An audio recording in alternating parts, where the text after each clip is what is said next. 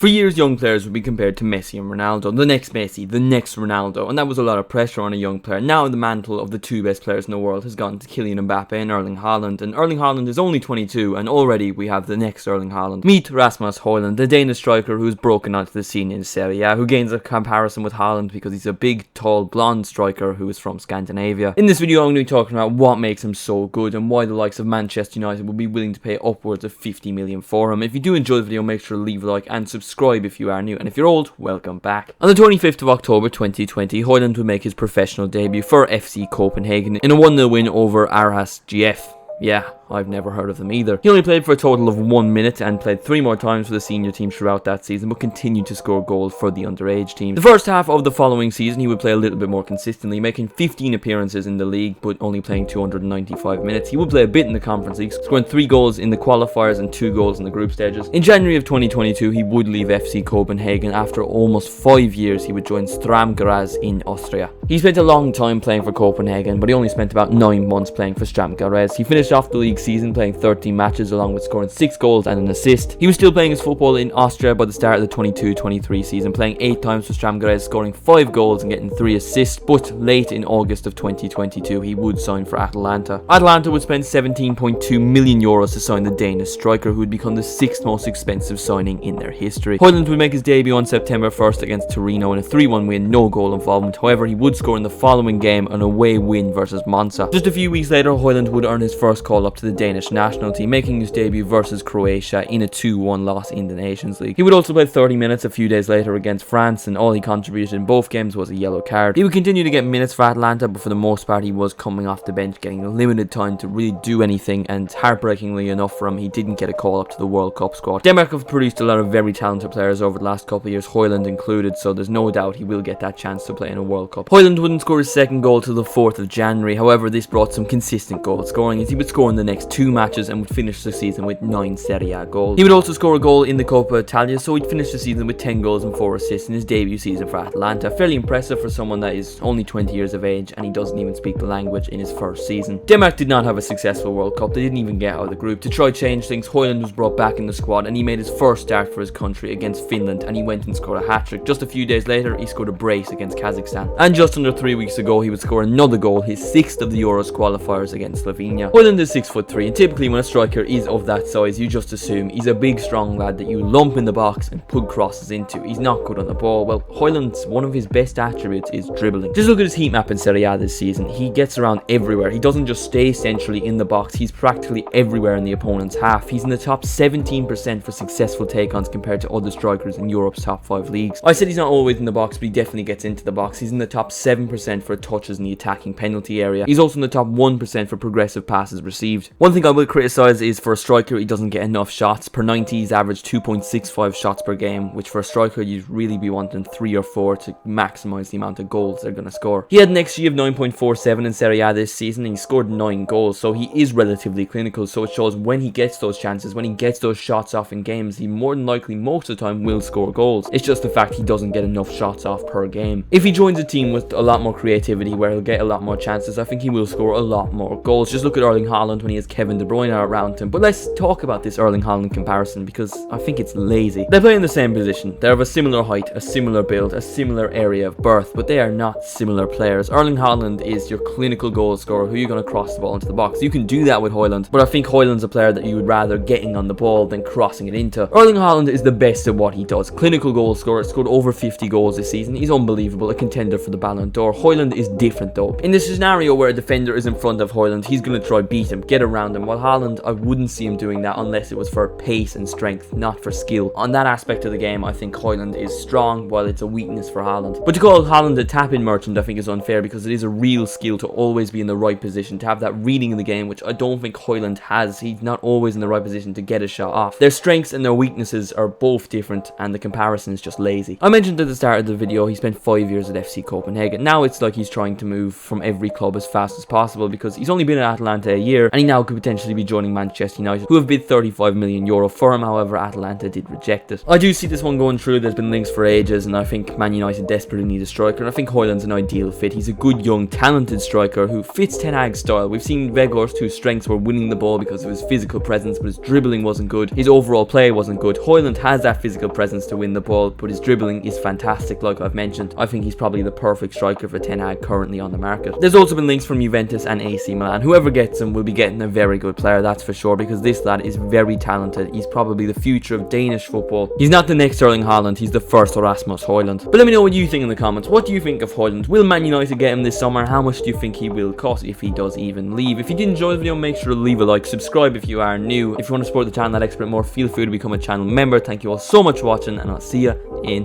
the next one.